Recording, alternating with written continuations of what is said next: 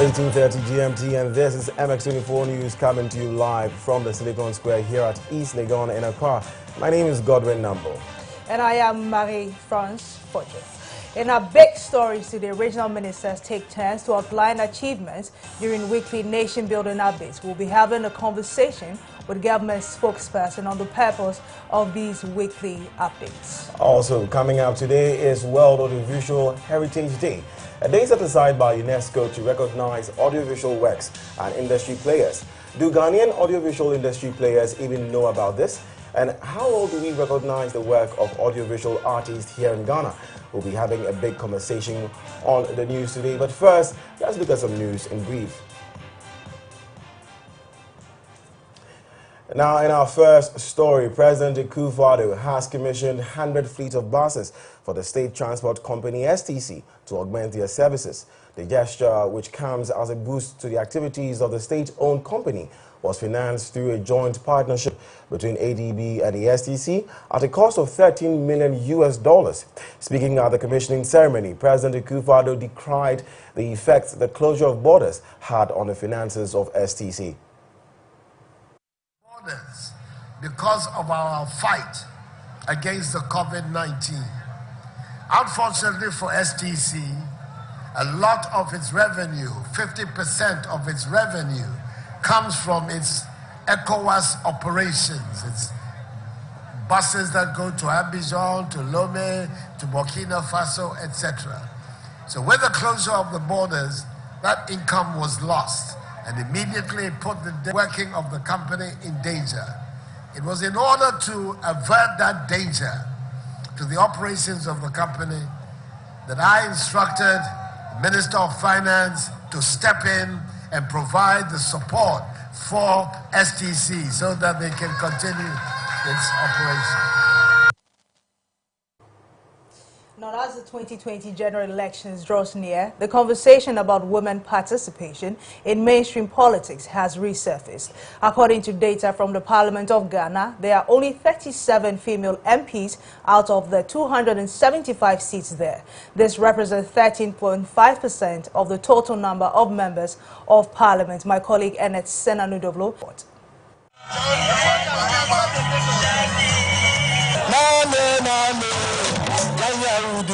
As the 2020 general elections draw near, the conversation about women participation in mainstream politics has once again become prominent.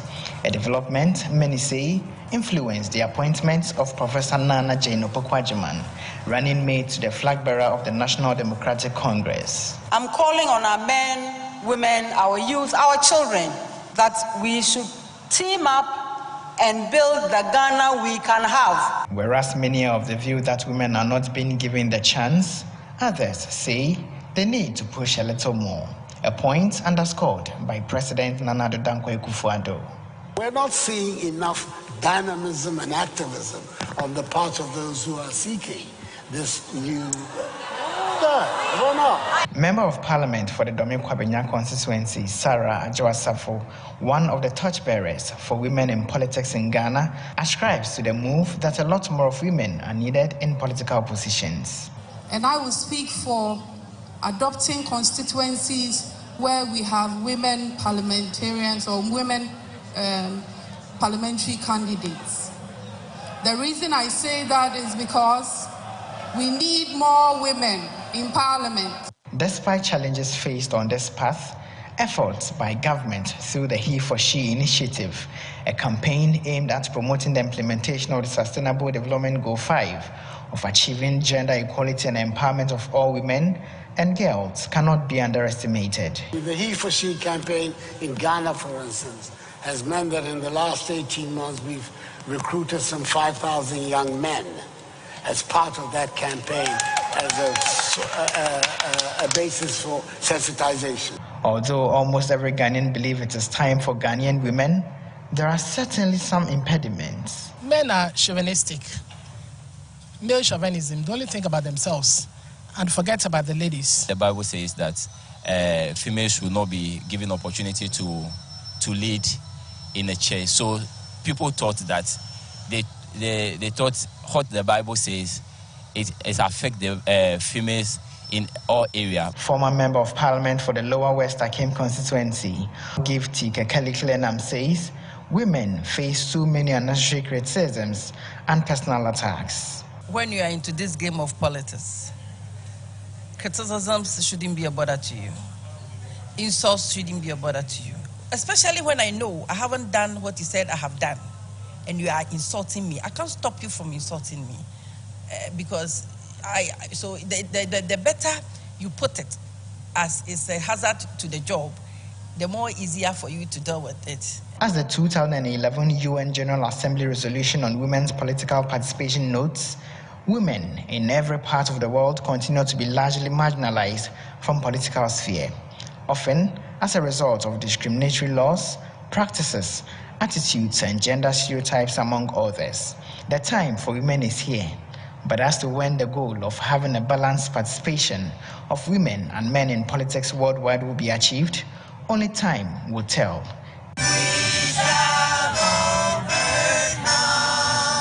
Ernest Senanudovlu, MX24 News.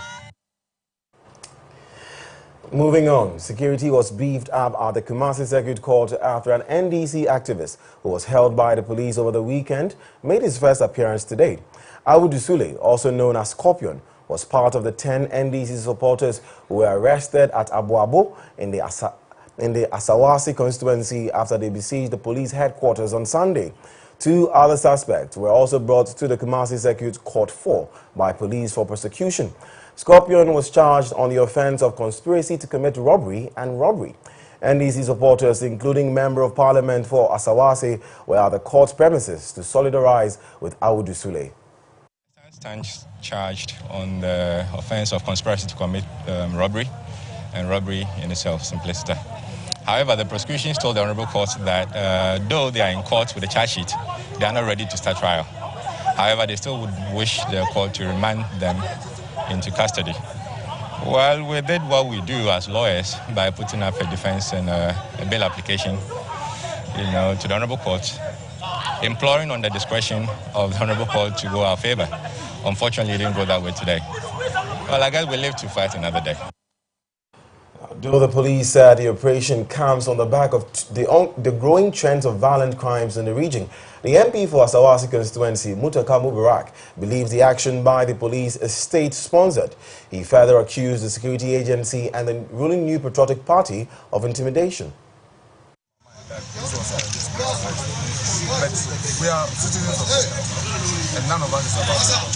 If the police, for any reason, is told or chasing an armed robber and they claim he runs into a house, and therefore they have to surround the house to make effort to arrest the armed robber, who am I to say that they cannot do that? But what I'm saying is that they should be just. It should not be just that it's an allegation or they won't take an opportunity to embarrass me. I want to believe that they are acting in good faith. Like I said, the repetition of it is what is creating concern for us. That it is looking like it's just a strategy to intimidate and cower us. We hope that is not what because I can assure you we are not going to be intimidated, we are not going to be cowed. We insist and do what is right, and we expect the police to do what is right. We insist and protect ourselves, protect what we call the ballot and the election process that is going on in this country. Meanwhile, leadership of the ruling New Patriotic Party in the Asawasi constituency has described the claims as baseless and demanded the MP to retract and apologize for such claims. Ali Suraj is the Director of Operations in the Asawasi constituency. One says that there have been arrests or the government or the police has come to the MPP party office to arrest them. Therefore, it is MPP that's play that arrest. It's not true. The majority of the claim has been mentioned the names of Ali Suraj, Honorable Alhaji Ali Bisedu, and MPP. MPP, my brothers and medias, we know nothing about this arrest. We have no idea about this arrest. And this allegation is not true. I want to advise my brother that please, when next he got opportunity to address the media, he should tell them the truth and tell them exactly what happened. Before he can say anything, he should interact with the police, those that make that arrest, to know the level of allegation that the police is claiming against the arrest before he can come out and speak.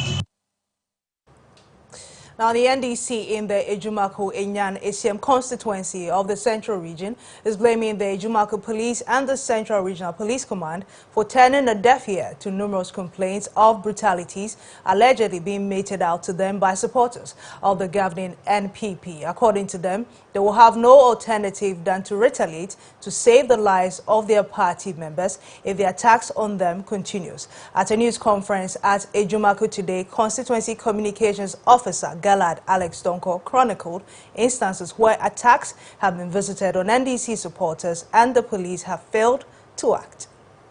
It will interest you to know that just 4 days ago, last Wednesday, at AMM, our female supporter by name Dorothy Pamford was attacked, beaten and slapped several times by MPP supporters led by Samuel Kwanzaa of AMM. Friends from the media. A case was also made against the lead attacker, and same can be verified at the Ejumako police station. All of these issues we are coming out can be cross-checked at the Ejumako police station. Ladies and gentlemen, about 3 weeks ago, with no provocation whatsoever, our supporter and an active executive of our party by name Sadat Bwabe, popularly known as AFCO, was beaten by a group of MPP supporters in Esiam, led by one MPP guy called Amwabe in Bremen Esiam. This matter was also reported at the Bremen Esiam police station. From here, you can go there and confirm. When we return from this break, Godwin will bring you detailed analysis of the day's big stories. Stay tuned.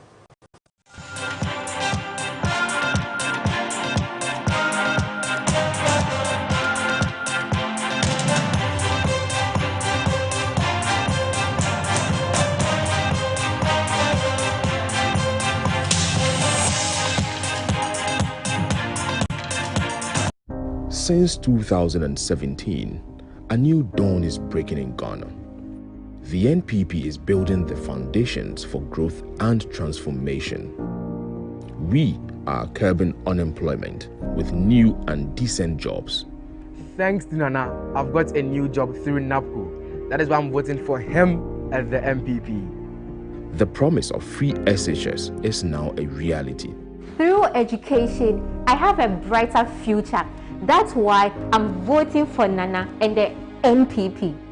The future of our country is in the hands of a competent leader, a man you can trust. I trust Nana. This December, let's protect our progress.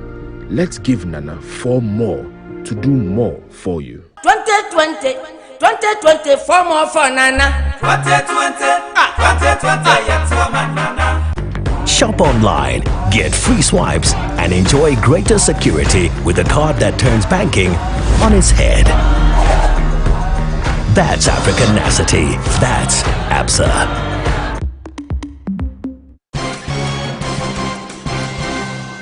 Hello, viewers. I'm feeling very frustrated and bored in Sambulite. I'm very happy. If you don't understand, don't worry, because myself, I don't understand. In this addition, Vodafone Ghana has now made it possible to send money from Vodafone Cash to all network free. We will cross over to our senior reporter for more details. Ladies and gentlemen, I'm standing in front downtown. You know, I'm learning to make a vlog. I'm not funny as you said. Vodafone, I'm not quite said. Ultimate Senesika to Topia, Emily to Topia. I got all the network. I will check up there. Me TC Montezo. Diamond Falcon. Fifia, Matendo says, don't you put charges, Manome? Two, you bro, charges on your wumlo, at the harmony. A be a road says, do not have charges or Clandan. Handing you me fanny no me. Instead, America charges me no charges. I met G. Naka charges say when you know, money can fanny BP. Oh, honey food for oh, For me, I do a lot of online transactions. I think I see. See, the excitement for me is that I get to save a lot on Vodafone Cash. Please, put me down. I'm so excited. I can now send money to all networks without any charges. Me ye jediniba. A bribia sesame chia majuma ye fokano. Sika mi chia se charges no. And do so do. Nansu say dear. Me the Vodafone Cash. Sending money on Vodafone Cash to all networks is now free. Send any amount of money as many times as you like to all networks for free. Dial *110# now to send money. Any amount for Masumo. Studio 2. Put him in car. And yeah, we saw mommy. This is the red news. Apologize. The future is exciting. Ready?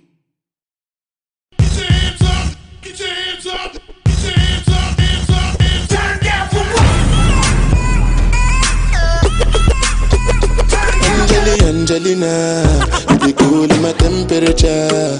If you call, say cheese, take a picture. Shaka post, magazine, take a picture. in a leg book, Why the party there today? Hey mama, hey I have a sip. Shake your body.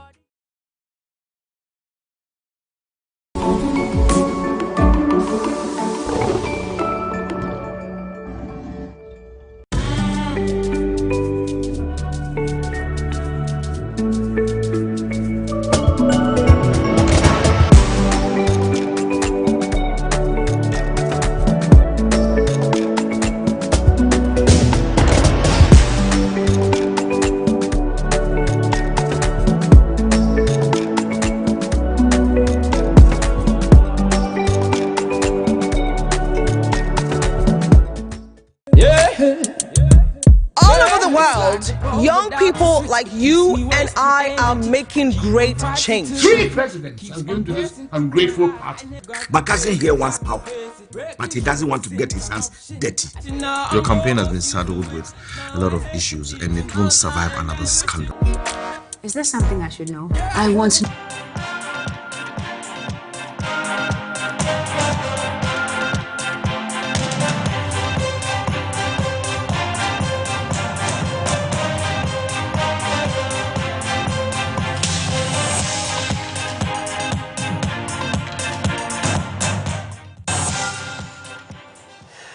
Welcome back to MX24 News, live from the Silicon Square here in East Legon. My name is Godwin Nambo. Now let's go straight into our big story for tonight. Now the hunger for content, whether on television, computers or mobile phones, have skyrocketed over the years. Barely a decade ago, television stations were mainly the primary source of movies, news reports and so on.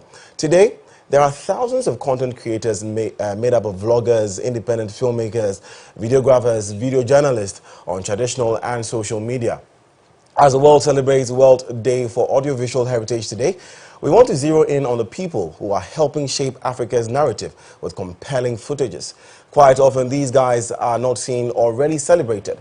A typical example are the just-ended Ghana Journalist Award. Not a single cameraman was awarded for their contribution to whatever report won the award. Joining me in the studio now is former broadcaster and now freelance filmmaker, Osei Kwame, my brother. And let me also add that he has a silky voice. And no wonder he's a voiceover artist too. Also in the studio is multimedia practitioner Roberta Abikwe, who likes to be called Edem Robbie, right? Dex D is a photographer and also an independent filmmaker. He'll be joining us via Zoom. Also joining us will be Kofi Ameya, who is the board secretary of the Audiovisual Rights Society of Ghana. Good evening and welcome. Thank you very much. Thank you for right, so let me start with you, Osei Kwame. Sure. They say ladies first, but let me start with you. This is so much on my heart, you know, and I know you are very passionate about filmmaking as well. But first question, I've always wanted to ask you this. What made you leave, you know, a well-paid, relatively a well-paid day job, you know, to start your own thing, to start your own freelance? This is not a question I expected, but I've always loved storytelling, and I think for me, after doing radio for about 8 years or 9, it evolved to the point where I used to do a lot with scripting, writing, a bit of photography on the side. So I figured at one point that in my storytelling journey, I would evolve to mixing all that I've learned over the years, that I've been working in media. So I can script, I can do sound design, I have a bit of photography. So if I put motion to it, then it becomes film. And I've always been interested in film because I think film, like we are celebrating today, audiovisual in itself has one of the best means of changing society's minds on a lot of things. There's so much we can do with film or audiovisual storytelling. That is why I chose to go there, because it's limitless. The possibilities are limitless. So that's about it. Yeah. Kwame, how lucrative is this business for you, especially now that you're on your own? You're not making money from this, are you? Not making the money that I want to make yet. But audiovisual storytelling is also quite complicated, and it's a specialized field. So not everybody can do it. Although now we have our mobile phones and we have, our DSLRs and all cameras. But to be able to tell stories in a very compelling way, you have to be really skilled. So if you are skilled enough, you'll be paid enough. But that takes time. That takes a lot of time. So it's not a lucrative business, because for most people who go into this business, they don't go into it because they want to make the most money. They go into it because they love the craft of telling stories, of seeing an idea come to life, or seeing somebody's story being shared or highlighted. So yes, the pay is necessary, but I mean, it's not why you go into it for the most part. I've been following your vlogs on YouTube. You're doing very well. Thank you. And we'll get into it. But first, let me ask Adam also, how lucrative is this business for you? Just like Kwame has said, it's not that lucrative. For me, it's been the passion. I originally studied journalism in school, but that's not what I am practicing. So for me, it's been more about the passion, seeing what you can do with a camera, and also, for me, it all comes together as a journalist, as a videographer, and also as a video editor. Because sometimes, if you have just one skill, you need to take it to someone else to, I want it edited this way. Yeah. But if you come with all of that, you are able to tell the story the way you want to tell it. So it's, like he said, it's not really about the money. It's about what you are able to create, and also the passion. Yeah. So you do your own editing? Yes, sometimes. You shoot, you film, you script, yes. You shoot and you edit. Yes. Amazing. Now, let me take us back a bit. Yeah. I don't think back then going to your parents and say, I want to study, filmmaking will be good news for them. I don't know, as a lady, what was it like for you? Like I said, I didn't study any of these in school except journalism. I studied broadcast journalism in school, and I picked, these skills up from people. I learned it from people, their line of work. I'll ask them questions, practice, and practicing more makes you, it sharpens your skills. So my parents, I don't know if my parents know exactly what I do, even as of now, but they do know that, once in a while I'll pick the camera and say I'm going to work, but they think that I'm still probably practicing journalism, but I do all of these things. And the interesting thing is that also is journalism. Storytelling is journalism, and that's what we all do. Basically, that's what we all do, And Kwame, back to you. This thing is very tedious. I want to believe. I've heard you say countless times that, Charlie, what we see on screen takes days, especially even with movie making. People see 45 minutes on TV and think, but this is easy. So you have so many people telling you that I want to be an actor, I want to, but they have no idea that it takes months, of work. Is there any technical support you get from anywhere? I don't know, any organization, any CSO? No, there's no technical support. As far as I know, there's no technical support as of now.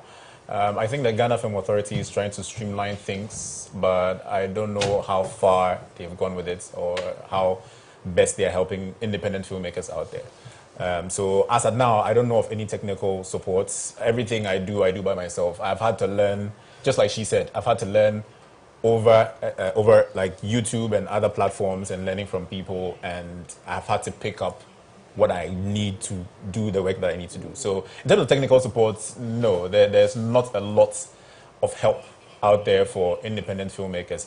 And I think generally it's like that almost everywhere. Being an independent filmmaker or freelance filmmaker, you most likely have to learn to do every bit of it. The most difficult aspect for you maybe the marketing and distribution, which is what requires a lot of money.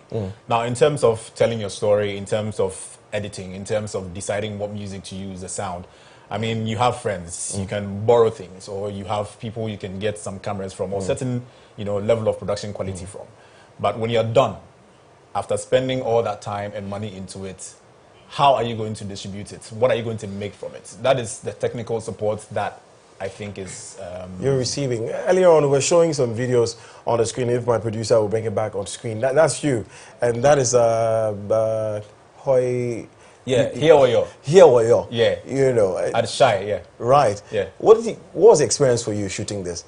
This is more, in documentary terms, this is more of verite, whereby you allow things to happen and you just film the experience as it is. So for me, I wanted to go on a hike and document it.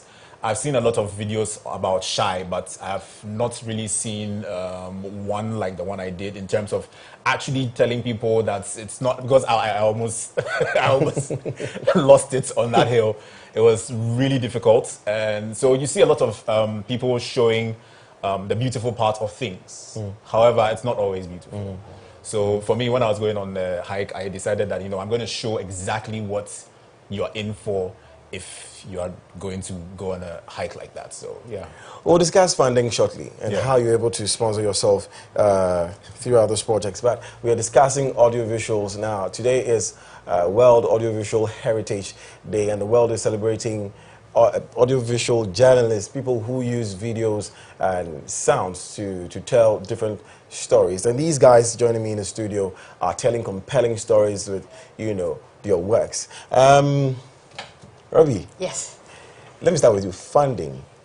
When you pick a camera and what do you call it, a tripod, and all the rest, and you step out, where do you get your money from to say, you're going all the way? Like Kwame went all the way to here, like how are you able to, fund yourself? To be honest, I haven't had funding for any of the things that I have done, except when I was, it's a permanent job, so that, you are being paid at the end of the month to produce whatever it is that you are producing. But things that I have done on my own, there hasn't been any form of support. You just pick and say that today this is what I want to do, or this is where I want to go. You go, when you find the inspiration, you do whatever you have to do, and you create. And what about you, Kwame? I because I was on radio, I also used to do voiceovers, which I still do. So for an independent person or for a freelancer, you find that you need to have something else to support it. Backup. Yeah. For what we do, or for what I put out there on YouTube, although YouTube at a certain point in your growth online will start paying you. However, until that happens, whatever you're creating, wherever you're going, is coming from your own pockets. So you are living basically on passion projects. Right. And your passion projects have to be funded by some kind of income stream. And so for me, my main income, or my most frequent income now, still comes from doing voiceovers. And voicing documentaries and all that. So that's where I fund or get my gear. And speaking of that, I was one day I was just there and someone sent me something on Twitter and said, "Gordon, I just heard your voice on Twitter. You did this amazing." So I went to watch it, listen, and I was like, "No, that's not me." It's like, "Oh, you're lying. This is you." I said, "No, And people have compared, the voices. Exactly. Quick one. You got a big contract recently with an international company to do a voice. Yeah. Right. Yeah. I mean, so you are online. So this is where you kind of break into different forms of or streams of income. So you're trying to get your voiceovers by word of mouth, where somebody will recommend you, or the fact that you've done a lot of ads enough to be able to, have your name out there, as well as putting yourself online and telling people that this is what I do. Case in point, you saying that, I put something out there on Twitter and somebody said that we sounded alike. So I've registered on a couple of websites, and with what we do here, especially with the local market in terms of our communication, you often feel like you are boxed in, your industry or a certain space. So I have been trying to explore whether the same voiceovers or the things that I do here are industry standard enough for me to also work outside. And that was the first time that I got contacted by a foreign brand that, well, we want you to audition for this. And then when I auditioned a few weeks ago, it came back that, well, they chose my voice, and I was just like, okay. Amazing. Yeah. Amazing stuff. But quickly, before you guys go, so what are you looking forward to? Are you looking for some interventions from government whatsoever to augment what you guys do as independent freelance storytellers? Do you even know about the Audiovisual Rights Society of Ghana? You know about that? I had no idea it even existed. Right. No. Right. And we're hoping to have the board secretary of the Audiovisual Rights Society to speak with us, but we don't seem to have him. But are you looking to having some interventions from government? Or you don't really care? You just do your thing. Yeah, for a content creator, no. The biggest intervention, especially where I am now, if I'm being biased or speaking for myself, would be, for example, consumption of what we create. For a content creator, consumption means possibility of monetizing. Right. So if people are not consuming what you are putting out there, you're not getting anything. Not getting anything. If people are not suggesting that, oh, Adam is a really good documentary filmmaker because you put her work out there and you went on YouTube or Vimeo and you saw it, she's not making anything. Right. And internet or data is something that is really expensive, stopping a lot of people from checking out what we put out there. So if they can do something about it, people will watch more videos. Right. Yeah. Thank you very much. Osei Kwame is a freelance filmmaker. Also joining us in the studio was Adam Robbie, who is also a multimedia practitioner. It's World Audiovisual Heritage Day. Happy World Audiovisual Heritage Day, if it means anything. Thank you, ladies and gentlemen, for joining us. Moving on, some 5 regional ministers were today giving the opportunity at government's Nation Building Updates event to outline achievements in their various regions since 2017. The 4 were the Western, Central, Volta, Northern and Bono regional ministers. The submissions focused mainly on infrastructural projects being undertaken, the number of jobs created and beneficiaries of the free senior high school in their respective regions. My colleague Efwa Evans Chinnery has more on this report. The weekly Nation Building Updates is to provide detailed information on measures to revamp the economy. Western Regional Minister Kwabena Otredakun was the first to take his turn this week. He says government is building 2 fishing harbors at Axim and Diskov, adding that some 10,000 men and women have also benefited from community mining in the area. That has also provided UMAT to train over 2,000 young men and women in the small-scale mining sector, so they can support community mining that we have in the Western region. At the level of the Regional Coordinating Council, we also organized the first ever Ghana Gold Expo to talk about our gold, to talk about the export trade of gold, and to talk about mercury-free mining. Other ministers touched on similar issues, with the Northern Regional Minister Salifu Said touching on security in the north and how they have been able to work closely with traditional rulers to ensure peace. A member of the MPP communication team, Kofi Amayao, says these weekly briefings will make the regional ministers accountable for all the activities they undertake whilst in power.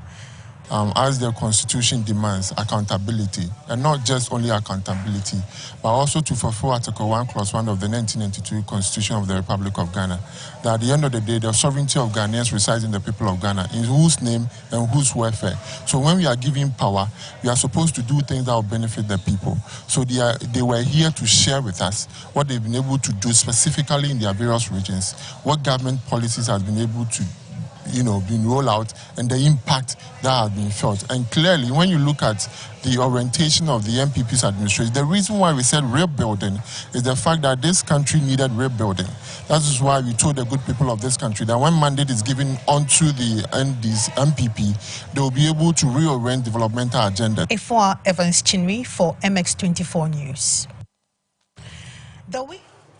And that was my colleague F.Y. Evans January with that report. Meanwhile, at the same forum, Information Minister Kojo Ponkrumah debunked claims that Ghana has once again been ranked in the category of highly indebted poor countries, HIPC. According to him, the numerous publications making rounds on social media claiming that the country has returned to HIPC is false and fake news. The minister noted that because the country is approaching a general election in December, there is a deliberate attempt to discredit the work of government, the work government has done since assuming office in 2017. Particularly on social media, that Ghana has been declared HIPC again.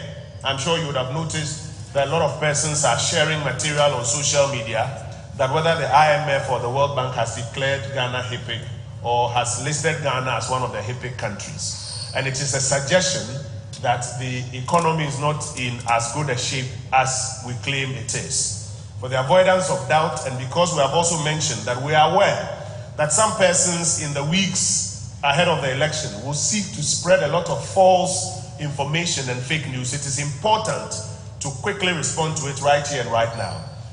Categorically, we say to you that it is not true that Ghana has been declared HIPC or has been added to a list of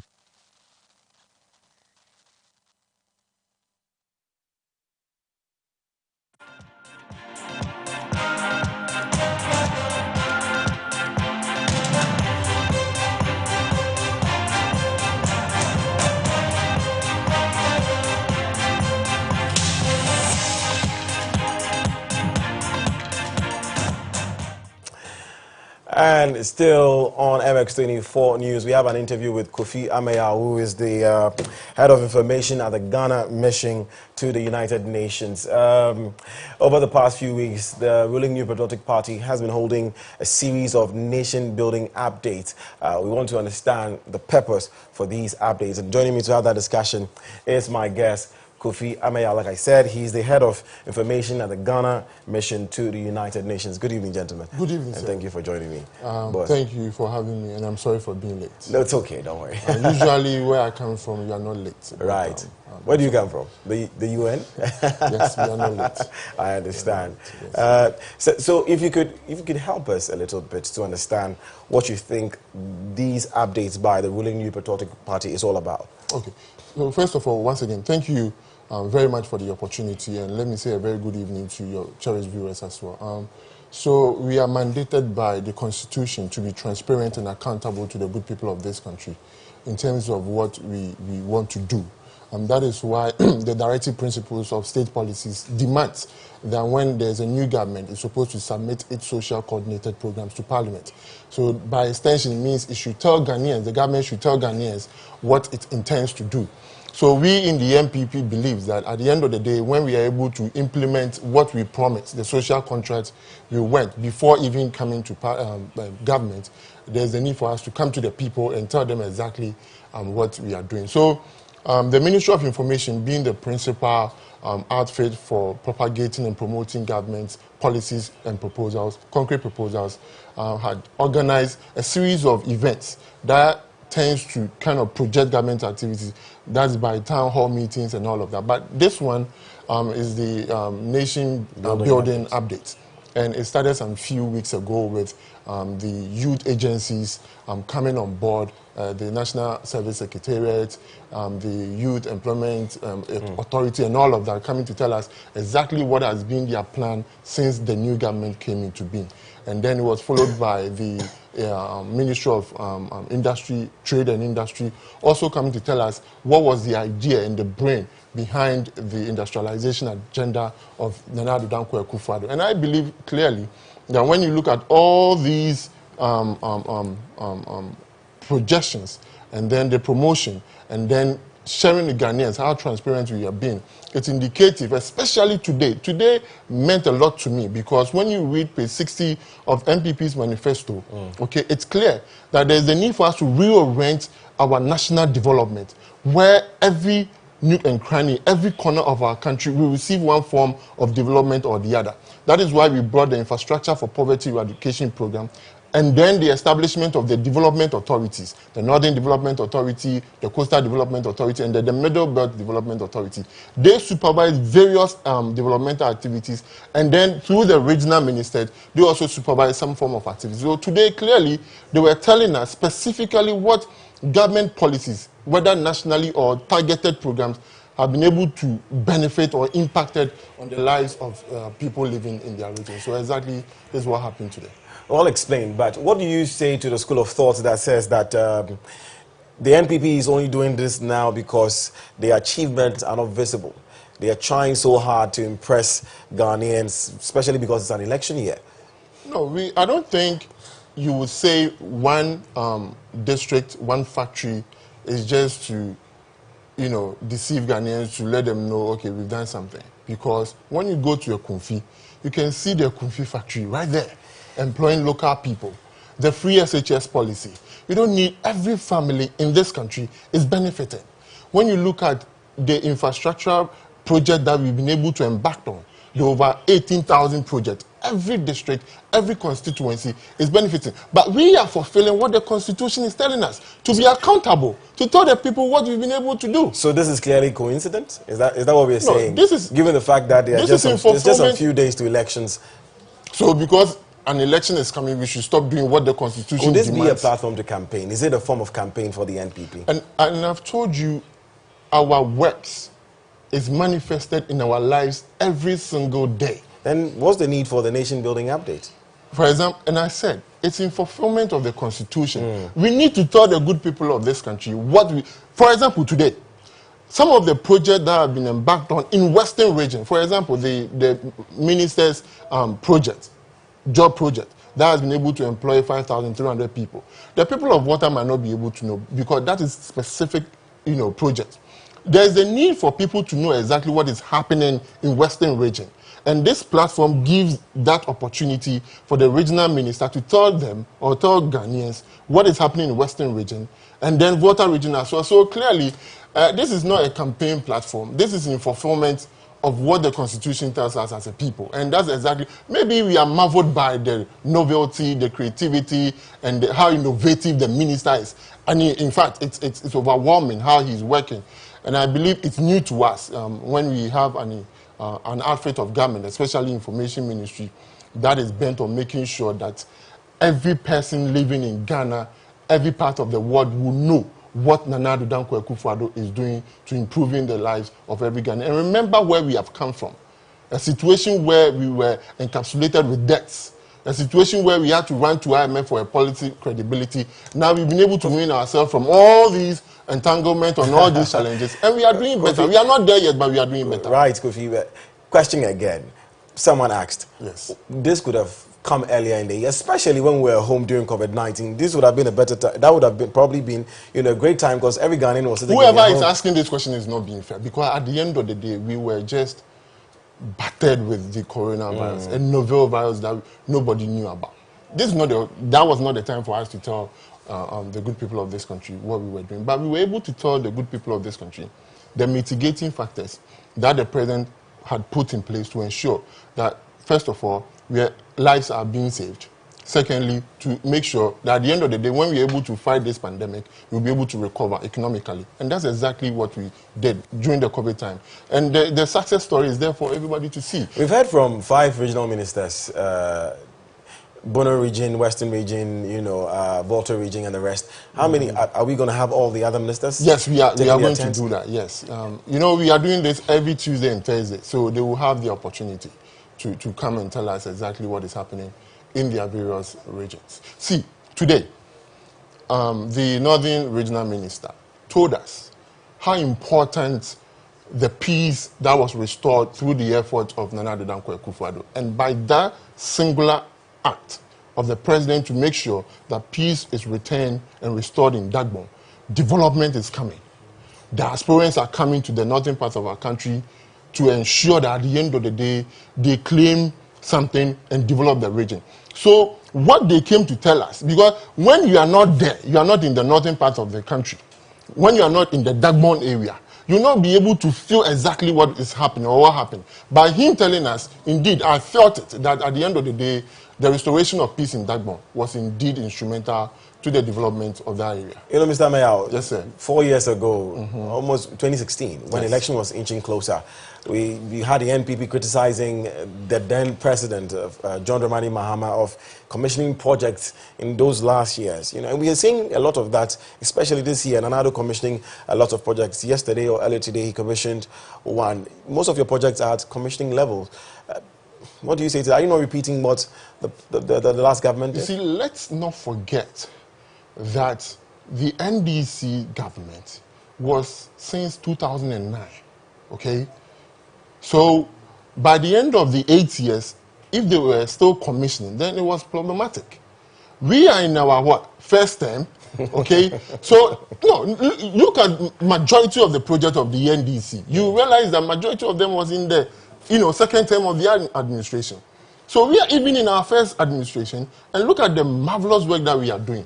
For the first time in the history of the Fourth Republic, even in the history of this country, we have a government in its first term, okay, embarking on 4 interchanges. 4. It has never happened in the history of this country before. That is monumental.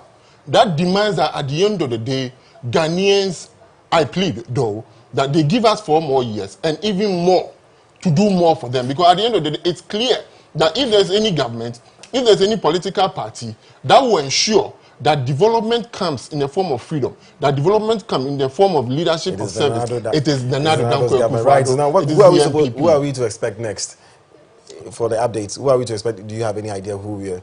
Yes, I don't have it readily yet, but I know Thursday. We shall call on you when the time is right to tell us more about it. Thank you very much, Mr. Mayor, for joining us. And that was Mr. Kofi Ameya, who is the head of information at the Ghana Mission to the United Nations. Now, up next is Business with Kwabena Ameya.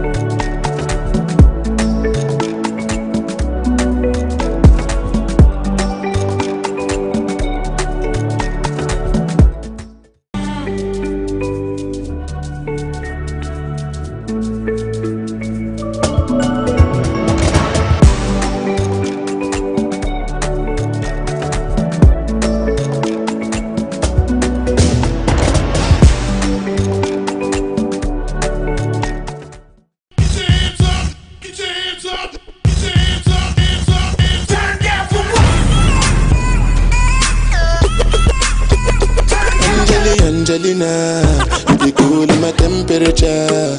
If you call, say cheese, take a picture. Shaka pose, make a see, take a picture. In the leg book, boa. Why the party there today? Hey mama, hey I have a sip. Shake your body.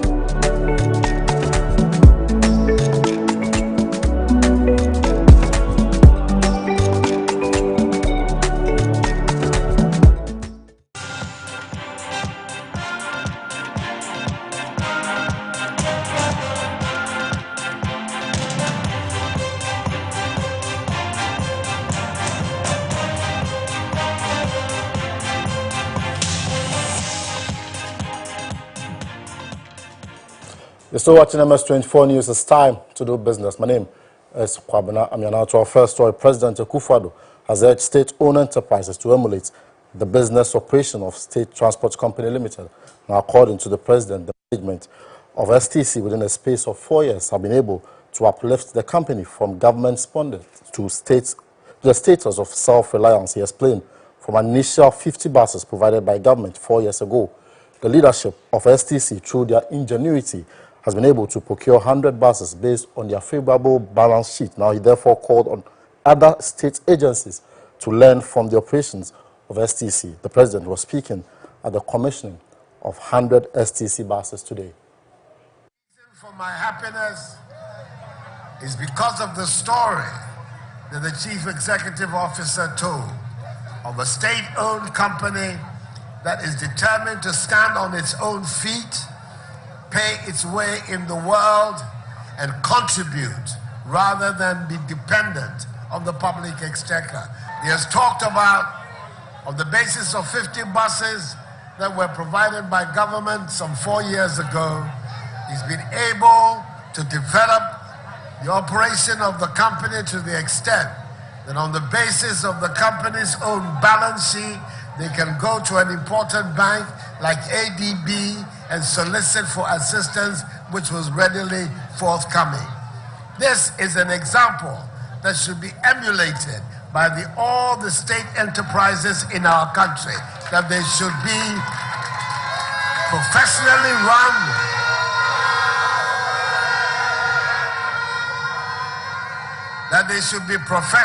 run, and commercially driven. Now, before we go, let's give you some updates. Information Minister Kojo Oppong-Nkrumah has debunked claims that Ghana has once again ranked in the category of highly indebted poor countries. Now, I'll bring you details of this in our subsequent bulletin. Up next, sports with Benedict Osu.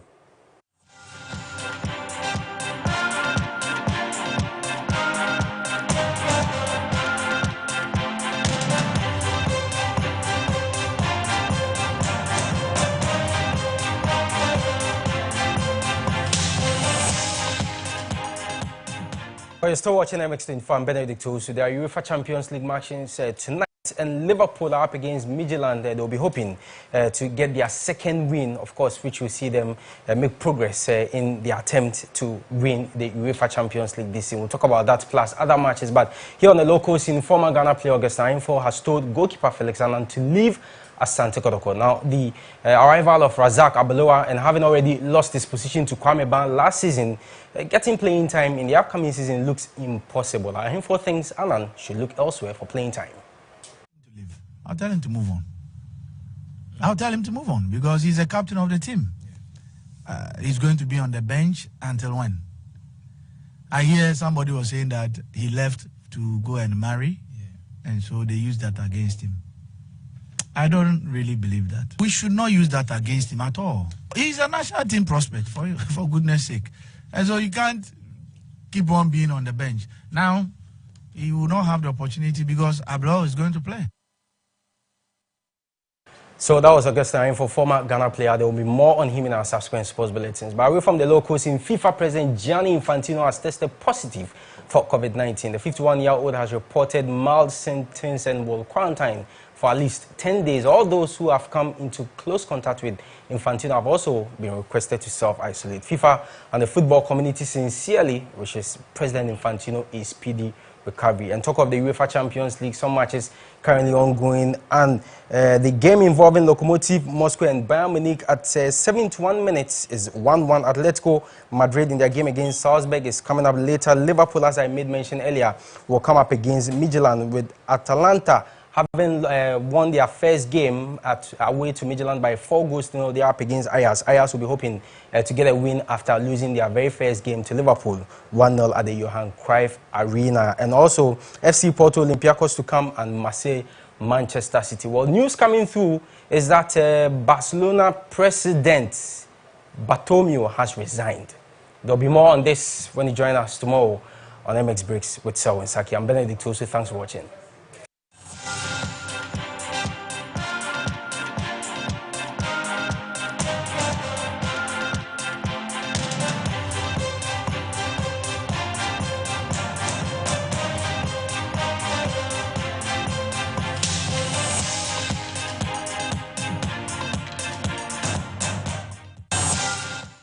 You're still watching MX24. My name is MX24, bringing you showbiz. Let's begin now with legendary reggae dancehall act Samini.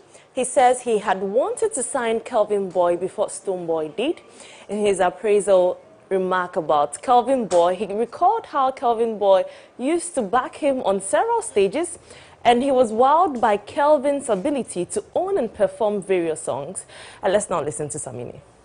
I think Kelvin Boy has really come a long way. You know, I met him very, very, very long time ago before he came out on Beam Nation record label and became Kelvin Boy today. So I have always looked out for what is going to happen with that boy.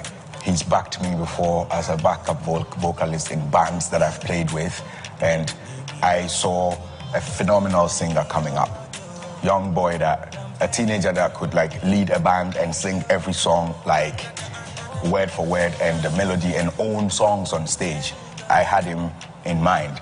My manager told me, we have to sign that kid.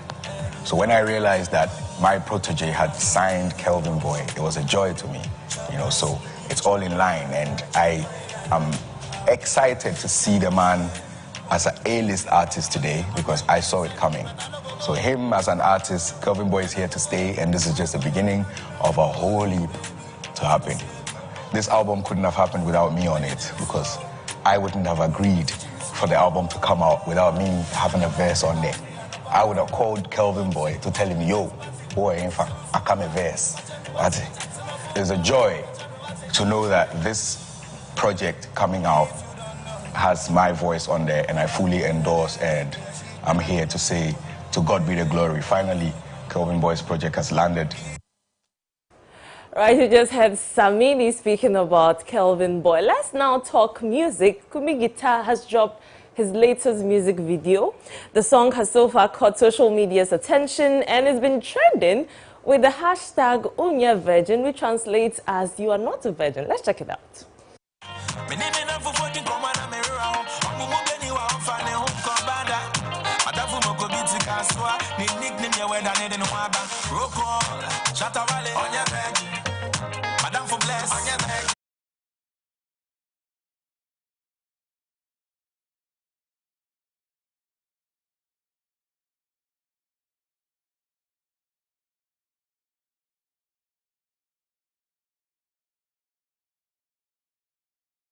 And that's Kumi Guitar. Then that's it for Showbiz. I am MX24. Gordon continues next.